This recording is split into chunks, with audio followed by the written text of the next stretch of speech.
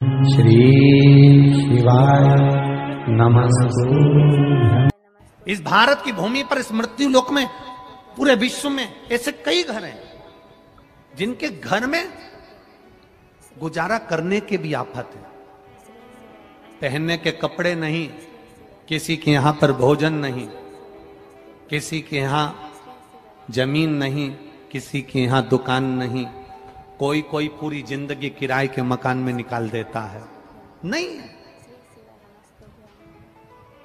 मेरा एक निवेदन है, इस कथा को जितने छत्रपति संभाजी नगर के श्रोता भाई बहन श्रवण कर रहे हैं उनसे निवेदन करूंगा, आप हाथ का ठेला लगा रहे हो, सब्जी का ठेला लगा रहे हो, फल का ठेला लगा रहे हो, धक्के की जिंदगी जी रहे हो, दरवाजे पर बैठे हो, कहीं ना कहीं तुम दास्य भाव की जिंदगी जी रहे हो, तकलीफ में जिंदगी जी रहे हो, बहुत दुख की जिंदगी जी रहे हो, बहुत कष्ट की जिंदगी जी रहे हो, उनसे केवल निवेदन करूंगा 3 महीने 2 जगह पर जल चढ़ाना प्रारंभ कर दीजिए। केवल 3 महीने, एक शंकर भगवान के शिवलिंग पर, दूसरा बेलपत्री के पेड़ के नीचे, 2 जगह पर जल चढ़ाना 3 महीने लगातार चालू कर दो। बाबा तुम्हारा हाथ पकड़कर तुम्हें उन्नति की सीढ़ी पर चढ़ा देगा। हमें कोई चमत्कार करना नहीं आता और ना हम कोई तंत्र विद्या या मंत्र विद्या जानते हैं, ना हमारे पास में बेल है, ना हमारे पास में भभूति है।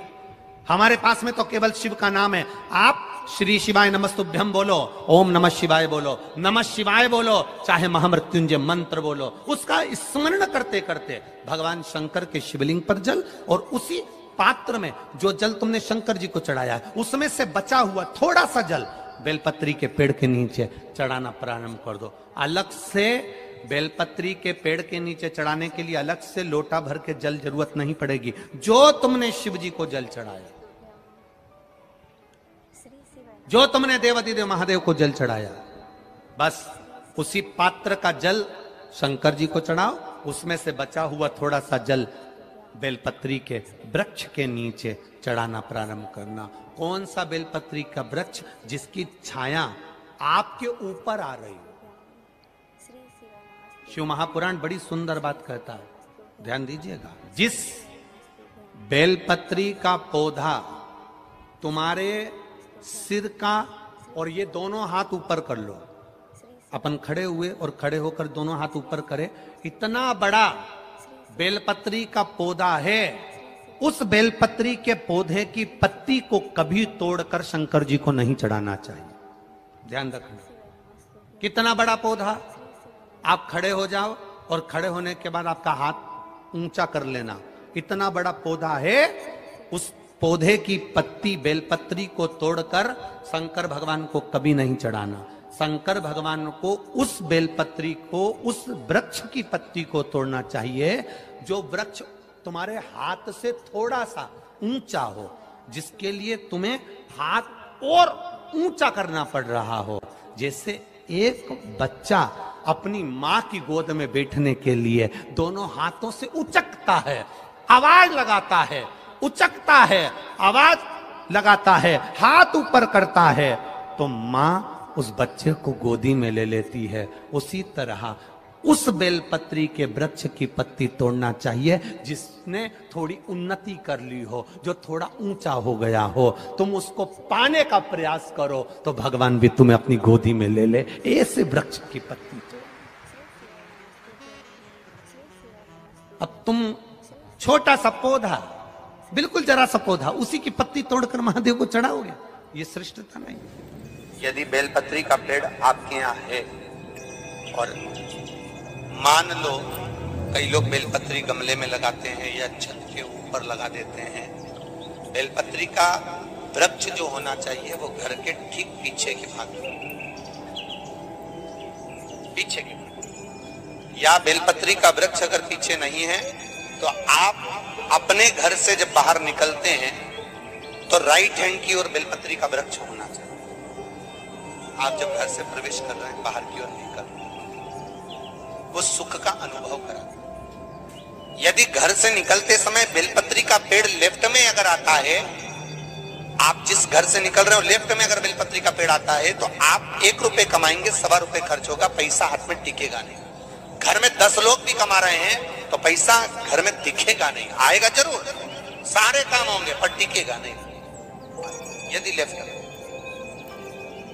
राइट भाग का बेलपत्री सुख का अनुभव। बेलपत्री का वृक्ष घर में लगाओ तो घर के पीछे के हिस्से में लगाना चाहिए, और ऐसी जगह नहीं लगाना कि जहां पर बेलपत्र में गंदा पानी जाए या कोई गंदी वस्तु उसके नीचे पड़े।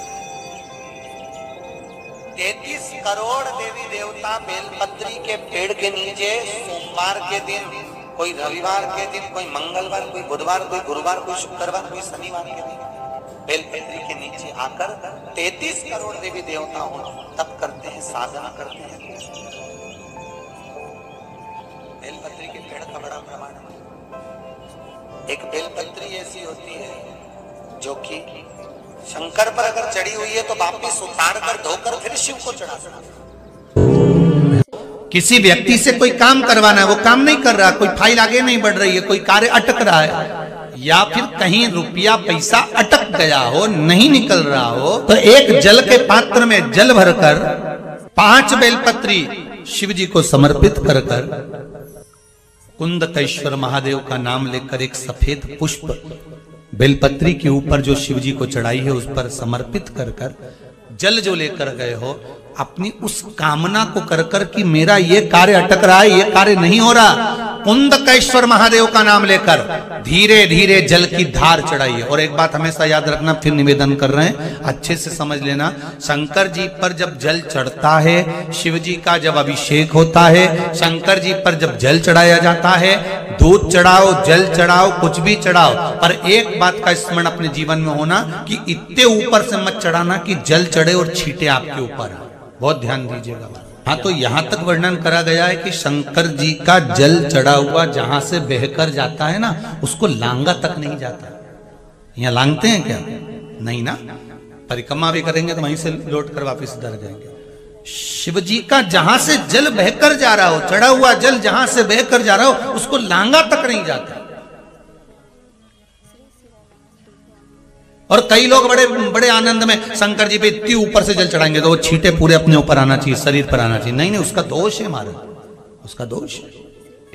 आप भगवान को अगर जल चढ़ाओ, दूध चढ़ाओ, तो मान लो अगर जैसे एक सरल भाषा में समझ लो और अच्छे से, कि जैसे ये शिवलिंग है शंकर जी का, ये शिवलिंग है, और आप जल चढ़ा रहे हो तो इतनी ऊपर से छोड़ोगे तो पानी का छींटा तो अपने ऊपर आएगा, पर वही जल, वही दूध, वही सामग्री आप शिवलिंग से थोड़ी सी दूरी बनाकर अगर आप समर्पित करेंगे तो बाबा उसको स्वीकार भी करता है और आनंद की अनुभूति भी होती है, कार्य में सिद्धता भी आती है, कार्य में उसकी सिद्धता भी होती है। अब तुम तो ऊपर से छोड़ रहे हो जिससे वो पानी तुम्हारे ऊपर ही आए, तो वो एक अलग प्रसंग है, बोलिए एक अलग विषय। बहुत ध्यान देना महाराज, भगवान को कभी भी कोई भी सामग्री, जैसे भगवान के मंदिर में अगर फूल चढ़ाने जा रहे हो, भगवान के मंदिर में अगर पुष्प समर्पित करने जा रहे हो, तो फूल का मुख अपनी ओर नहीं होना चाहिए। फूल का मुख कहां पर होना चाहिए? जम के बोलो जरा।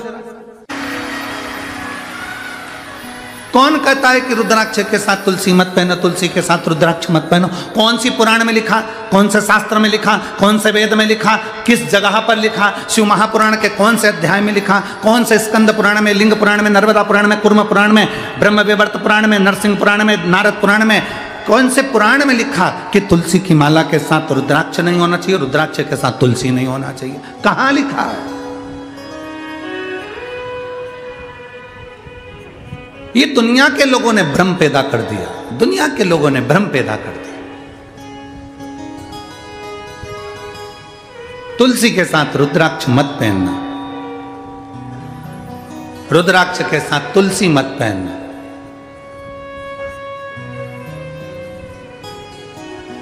हम तो अंदर से लेकर बाहर तक रुद्राक्ष और तुलसी धारण करते हैं, चाहे जो उस रुद्राक्ष और तुलसी एक, वो कहते हैं ना कि भगवान को भोग लगाओ ना तो उसमें तुलसी का दल डालना जरूरी है। बिना तुलसी के भगवान भोग स्वीकार करते हैं क्या? जम के बोलो जरा। नहीं, जब बिना तुलसी के भगवान भोग स्वीकार नहीं करते तो तुम्हारे तन पर तुलसी की माला नहीं होगी मरते समय, तो तुम्हें स्वीकार करेगा? करेगा नहीं। और जब तुम्हारे गले में एक रुद्राक्ष पड़ा होगा, जब तुम्हारे गले में एक रुद्राक्ष की माला होगी या रुद्राक्ष पड़ा होगा, तो बैकुंठ तुम जाओगे तो तुम्हें महादेव अपने नंदी पर बिठाकर अपने साथ लेकर बैकुंठ तक जाते हैं। केवल ऐसे ही पैदल चलकर बैकुंठ नहीं चले जाओगे, तुम्हें महादेव नंदी पर बिठाकर, नरसिंह भगत की कथा आती है लेकर गए, नामदेव जी की कथा आती है, औंडा नागनाथ में भगवान शंकर नामदेव जी के लिए प्रकट होकर उनके गले में रुद्राक्ष डालकर गए। पंडरनाथ की कथा आती है, जब देव अधिदेव महादेव मिलने के लिए हरि विठ्ठल से आए तो भगवान शंकर ने देखा, भगवान नारायण ने देखा, हरि विठ्ठल ने देखा, पहला वार करी, पहला जिसने वारी करी वो पहला वार करी थे भगवान शंकर। जब दरवाजे पर आए तो शिव जी प्रसन्न, भगवान नारायण प्रसन्न थे, उन्होंने अपने गले की तुलसी की माला निकालकर स्वयं शंकर भगवान के गले में डाल दी। तुम में भेद, हम में भेद, संसार में भेद हो सकता है पर परमात्मा में कभी भेद नहीं हो सकता। ये तो दुनिया के लोगों ने अपने अपने एक स्त्रोत बना रखे हैं। राम जी, शंकर जी के मंदिर मत जाना, शंकर जी का प्रसाद मत खाना, शंकर जी के मंदिर में जल मत चढ़ाना, शंकर जी को स्त्री स्पर्श नहीं करे। अगर शंकर जी को स्त्री स्पर्श नहीं करे तो पार्वती क्यों शिव जी की पूजन करे?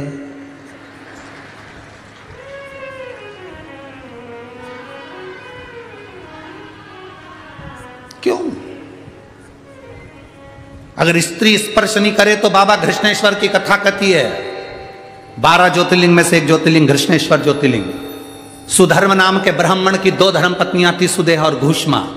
घूष्मा के गर्भ से बच्चा हुआ, उसने सुदेहा को दे दिया अपने पति के कहने पर। सुदेहा ने उस बच्चे को बड़ा करा, पाल पोस के बड़ा कर उसकी शादी कर दी। उसकी बहू आ गई, बहू को मालूम पड़ा कि मेरी असली सास तो घूष्मा है। सुदेहा को पूछना बंद कर दिया। सुदेहा को क्रोध आ गया, उसने अपने बेटे के टुकड़े टुकड़े कर दिए, ले जाकर तालाब में पटक दिए। घोषमा का नियम था, शंकर भगवान के शिवलिंग की पूजन करती थी और पूजन कर कर उसका विसर्जन करती थी। अगर स्त्री नारी शंकर के शिवलिंग का स्पर्श नहीं कर सकती तो फिर घोषमा ने कैसे शंकर जी की पूजन कर ली और स्पर्श कर कर पूजन कर कर विसर्जन करके आई। जो विसर्जन करा, शंकर जी से कहा मेरा बेटा बहुत दिन से नहीं देखा, बाबा कृपा करो। 15 दिन 8 दिन 20 दिन पहले मरा हुआ बेटा तैरता हुआ बाहर निकल कर आ गया, वो घृष्णेश्वर महादेव हो गए। वो घृष्णेश्वर महादेव हो गए। जरा विचार करिए, कौन कहता है कि नारी शिव जी का पूजन नहीं कर सकती? माता सीता ने शंकर भगवान का पूजन करा, माँ कौशल्या कैकेयी सुमित्रा शिव जी का पूजन करती हैं, माता यशोदा शंकर का पूजन करती हैं, यशोदा जी की माँ भगवान कृष्ण की नानी पाटला देवी शंकर जी का पूजन करती हैं। राजा जनक स्वयं शंकर जी का पूजन करते हैं सुनैना जी के साथ। शिव आराधना हमारे जीवन का एक आनंद है। श्री शिवाय नमस्तुभ्यं, श्री शिवाय नमस्तुभ्यं। भगवान की ओर सब बोलिए एक बार जमकर, श्री शिवाय नमस्तुभ्यम। प्रैक्टिकल जरूर करना, कहीं सियोर वाला महाराज झूठ तो नहीं बोल रहा। शास्त्रों की बातें हमारे जीवन में हमें सुख प्रदान करे, इसलिए इस भाव का आनंद करते हुए आज की